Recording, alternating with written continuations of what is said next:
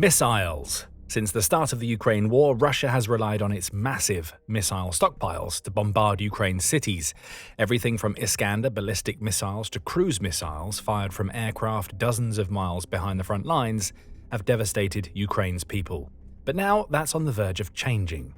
Russia's missile strike power has just collapsed, meaning Vladimir Putin's missile warfare strategy is on its last legs. The reality Russia's leader must now face is that Russia can't hit Ukraine anywhere near as hard as it used to with its missiles. That's according to Stefan Korshak, who wrote an article for the Kyiv Post, highlighting that Russia's capability to hit Ukraine with bomber-launched cruise missiles is about half of what it was in 2024. This is a critical part of Russia's long-range military force projection, and it's starting to disappear right in front of Putin's eyes. A Kyiv Post review of Ukrainian Air Force data and information platforms assesses that Russia's bomber fleet has fewer flyable airplanes and Russian missile manufacturers seem to be delivering fewer missiles to military airfields, Korshak says. And the numbers back him up. He says the Ukrainian Security Research Group published a report on August 19th, highlighted that Russia's major bomber fleet launched an average of 33 cruise missiles per month in April and May of 2025. By June and July, the number had dropped to just 19, suggesting that Russia is running out of bombers or missiles, or perhaps more likely, both. The result is that Russia's missile strikes against Ukraine's cities are becoming less impactful. Yes, Russia is making up the numbers by sending record amounts of drones into Ukraine. However, unmanned aerial vehicles, even when loaded with explosives, aren't capable of causing anywhere near as much damage as precision missiles. They're also more susceptible to electronic warfare techniques, making them a poor backup plan to far more powerful missiles, even if they can be launched in higher numbers. It's important to note at this point that fewer missiles doesn't mean no missiles. Russia's missile strikes against Ukraine haven't stopped outright. They've just slowed down immensely compared to what they were just a few short months ago, which leads us to the big question: why? A huge part of the answer lies in something that Ukraine pulled off right around the time Russia's cruise missile strikes using heavy bombers started to fall off: Operation Spiderweb. One of the most remarkable strikes pulled off during the Ukraine war, Operation Spiderweb saw Ukraine sneak dozens of first-person view or FPV drones into Russia, concealed in containers loaded onto the backs of large trucks. Those trucks crossed the border into Russia and were stored in warehouses that the Secret Service of Ukraine, or the SBU, had rented or purchased, likely using agents operating inside Russia. When the time was right, the SBU contracted Russian drivers who had no idea what they were hauling to drive the trucks to specific coordinates across several locations in Russia. The trucks parked, the concealed areas of the containers opened, and scores of Ukraine's drones delivered their explosive payloads to 4 Russian airfields that happened to be the home to the types of bombers capable of launching the cruise missiles that Korshak mentions. You can find out more about how Ukraine pulled off this daring strike in our video, which covered every step taken to make this spectacular operation a success back in June.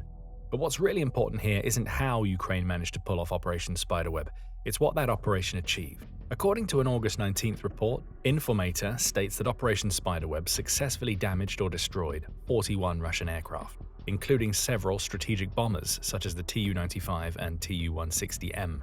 The resource says that these 41 aircraft accounted for about a third of all of Russia's strategic aviation, which is what has led to the distinct drop-off we've seen in Russia's missile attacks in June and July compared to April and May of 2025. That drop amounts to 42%, Informator says, and it explains why Operation Spiderweb was so vital. After the SBU strikes, the Russian military was forced to relocate the surviving aircraft to distant airfields, which significantly complicated their use. Some of the bombers are currently undergoing long-term repairs, Informator points out. Thus, the Kremlin has lost the ability to conduct such massive attacks as before, and each flight of strategic aviation further depletes the already limited resources of Russian aircraft. This information comes directly from sources within the SBU, Informator claims, and it highlights just how massively this single drone operation managed to weaken Russia's strategic bomber fleet. The logic is simple: destroyed and damaged bombers can't take to the skies. If those aircraft can't fly, the cruise missiles they would have previously launched at Ukraine can't be fired. So even if Russia has massive missile stockpiles just waiting to be fired at Ukraine, those stockpiles are far less useful because there's now a bottleneck in place. You can only fire so many missiles when a third of your bomber fleet is gone, and the decreasing number of strikes we're now seeing is evidence of that fact. However, for as important as Operation Spiderweb was in drastically reducing Russia's missile launching capacity, there are other factors at play. And the second of those factors is actively damaging Russia's ability to build more missiles, which is having a direct impact on the stockpiles. We're talking about Western sanctions. Though hundreds of pages worth of ink have been spilled debating the effectiveness or otherwise of the sanctions the West has placed on Russia since Putin launched his invasion, there's no denying that these restrictive measures are having an impact on Russia's missile manufacturing. Right now, Korshak says in his piece for the Kyiv Post, Russia's military-industrial complex is producing between 30 and 50 air-launched cruise missiles per month. That's a paltry number given how reliant Russia has been on those missiles in the war so far, though it's at least enough to cover the 30-plus cruise missiles that were being launched at Ukraine per month in April and May. It doesn't cover what Russia wants to launch at Ukraine, but there will be more on that later in the video. Korshak says that Ukraine's Military Intelligence Service, or HUR, notes that the Kh-59 is the most common cruise missile that Russia manufactures, at least in terms of quantity. It's also a missile that's regularly used in strikes against Ukraine. With a range of up to 177 miles, according to Army recognition, the Kh-59 can be fired from behind the front lines to strike targets in Ukraine's rear, particularly the country's cities. It's also fast, with its top speed of 652 miles per hour, making it difficult for most modern air defense systems to track. And if the missile strikes home, it delivers 705 pounds of explosive force that's nearly 10 times the payload of a standard Shahid drone. Russia loves the Kh-59, and it's being forced to build far fewer of them thanks to the West's sanctions. Korshak says that this particular missile contains a bunch of components sold by US firms that include Maxim Integrated Products, Cypress Semiconductor, Texas Instruments, Intel, and about half a dozen others. Russia also needs components from M Technology in Switzerland and the Dutch company NXP Semiconductors. None of these companies is under sanction, of course. They're all Western businesses, so sanctioning them would be self-defeating. But do you think that they're selling the parts needed for the Kh-59 to Putin? Of course not. Russia is still able to build Kh-59s. As Korshak says, sanctions in effect have reduced but not eliminated the Russian access to these critical parts. He's likely referring to the fact that all of these companies, as far as we're aware, are free to sell their components to any other nation aside from Russia. That means Russia is able to source the US and European parts that it needs from other nations, though this is a laborious process compared to buying directly from the source. The West will also be watching out for any companies that are serving as intermediaries for Russia and will crack down with sanctions on any that it finds. The Kh-101, which Korshak says is Russia's most advanced cruise missile, doesn't have it much better. That missile is made using 138 specific military-grade components, most of which are made in the US. The components that aren't are built in Taiwan, Japan, the Netherlands, and China, and only one of those nations has a strong enough relationship with Russia right now to deliver what Putin needs for his missiles. In fact, Taiwan already has a ban in place that prevents the sale of dual-use components, such as those used in the Kh-101, to Russia. This is another bottleneck. If Ukraine managed to create a bottleneck between Russia's bombers and its missile stockpiles, forcing fewer launches due to Russia not having the aircraft it needs, the West's sanctions are creating a supply bottleneck. It's not impossible for Russia to manufacture more missiles. The country wouldn't only be building between 30 and 50 of them per month if it were. However, the bottleneck is in place, and it's forcing Russia to reach nowhere near its maximum levels of production capacity when it comes to its cruise missiles. By the way, it's not just cruise missile stockpiles that are becoming problematic for Russia. In May, the UK announced a series of new sanctions on the eve of the European Union also delivering its 17th package of sanctions against Russia.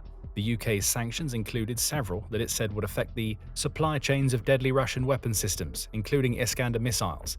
This will protect Ukrainian lives and our collective security by disrupting Russia's military machine. Iskanders are ballistic missiles. It looks like the West is turning its attention to these deadly, long-range, nuclear-capable weapons now that it's slowed down Russia's cruise missile production.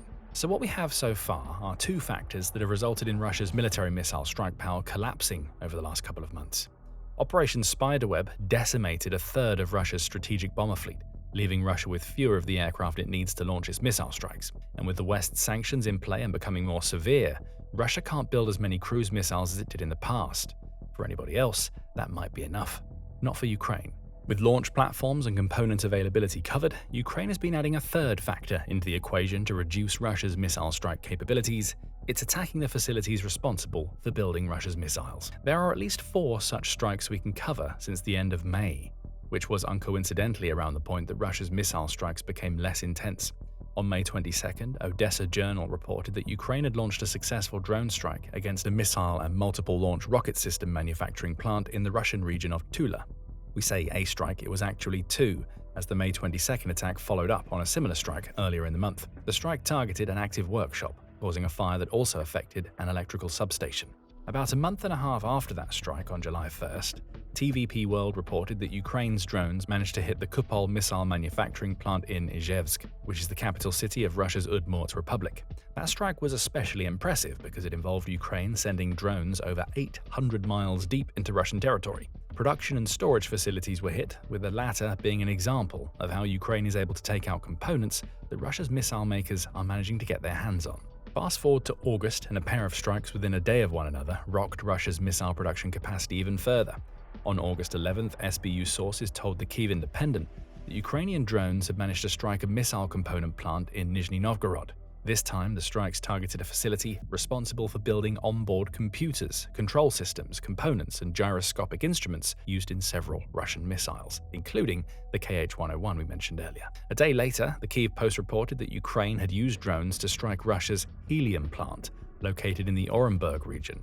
Helium is needed for manufacturing missiles, the outlet points out, making this indirect strike another blow to Russia's missile manufacturing capabilities. These clearly aren't isolated strikes. They're both part of a wider deep strike campaign Ukraine is conducting to weaken Russia's war machine, and they're strikes that target Russian missile stockpiles. With the bottlenecks we've already spoken about in play, Ukraine is now trying to ensure that Russia doesn't even have the capability to build more missiles, even if it solves the bomber and sanction problems. The three factors are now accounted for. All Ukraine and the West need to do now is turn the screw with stronger sanctions and more strikes, and it'll whittle away the remnants of Russia's already collapsing missile power. Of course, there are plenty of reasons why Ukraine is doing this, starting with something that we touched on earlier in the video. The fewer missiles Russia can launch, the fewer Ukrainian civilians will die in Russia's brutal strikes on cities.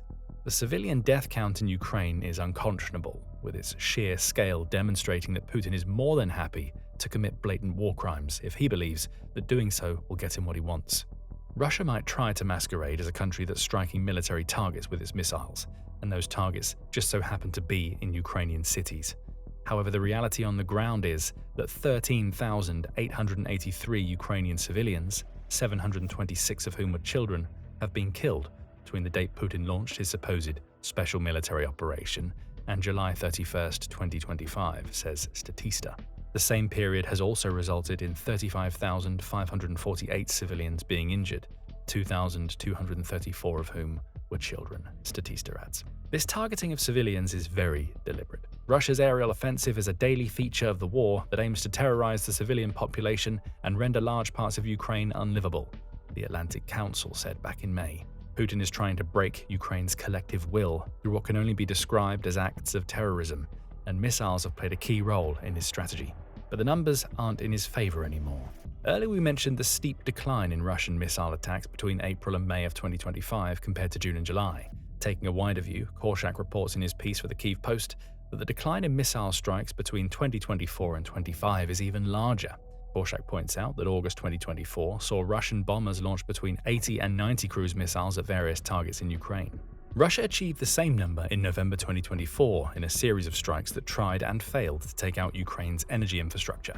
In July 2025, which is the most recent month for which Korshak was able to provide figures, the number of cruise missiles Russia launched had dropped to about 30. August looks set to continue this downward trend, Korshak points out, meaning the three factors we've spoken about in this video are starting to have an effect. Russia has serious problems when it comes to making its missiles. And that problem leads to another issue, which is that Russia is increasingly relying on its few allies that are capable of supporting it to fill in those missile gaps. North Korea is one of those allies, with CNN reporting in May that the country has sent at least 100 ballistic missiles to Russia, in addition to 11,000 plus soldiers and millions of artillery shells. Iran, which is perhaps more noteworthy for providing Russia with Shahid drones, has also gotten involved in providing missiles. The Atlantic Council reported back in September that former US Secretary of State Antony Blinken had revealed that Iran was supplying Russia with close-range ballistic missiles, likely because Iran wants to get its hands on Russian-made Su-35 fighter jets and S-400 air defense systems. That's where the problem lies for Putin. The more help he accepts from Russia's allies, the deeper he places himself into the pockets of those allies. Russia already owes North Korea and Iran big for the help they've provided so far. As Russia's missile power declines, Putin will have to ask both to dig even deeper to support him. All of these favors will eventually be called in, and it just so happens that North Korea and Iran have nuclear weapons programs that might benefit immensely from Russia providing technical support and information. Putin is so desperate to win the war in Ukraine that he may be risking the creation of two unpredictable nuclear powers to make it happen. As destabilizing as that would be, it also showcases Putin as a weak leader, which is another victory for Ukraine. All of Russia's missile issues are also forcing it to rely more heavily on drones in its aerial raids than it has at any other point during the war. In July, Russia broke the record it set the previous month for the highest number of drones launched at Ukraine in a single month, hitting 6,297. July also saw Russia break its daily drone record on July 9th, where it sent 741 drones to attack various targets in Ukraine. August hasn't exactly seen a slowdown. Just days after meeting with US President Donald Trump in Alaska, Putin ordered a strike against Ukraine that included 270 drones and 10 missiles. The gap between the number of drones and the number of missiles being launched in these strikes is growing larger. Now, we're not going to say that drones aren't a problem for Ukraine, they are. But earlier in the video, we mentioned that drones don't hit as hard as missiles, and they're more susceptible to Ukraine's electronic warfare techniques. Russia's Shahids also move much more slowly than the Kh-59s. Army recognition says the Shahid 136, for instance, can travel at 114 miles per hour, which is around 500 miles per hour slower than the missiles that Russia would rather be firing. Russia is apparently working on a long-range drone that can hit 500 miles per hour, Business Insider said on July 31st. However, that drone doesn't seem to be ready yet, leaving the much slower Shahids that are far easier targets for Ukraine's air defenses. Again, Ukraine has a major problem to solve with Russia's drones. However, it's a problem that might not have existed at all if Russia were able to still build the number of missiles it needs to maintain the intensity of strikes that Putin wants.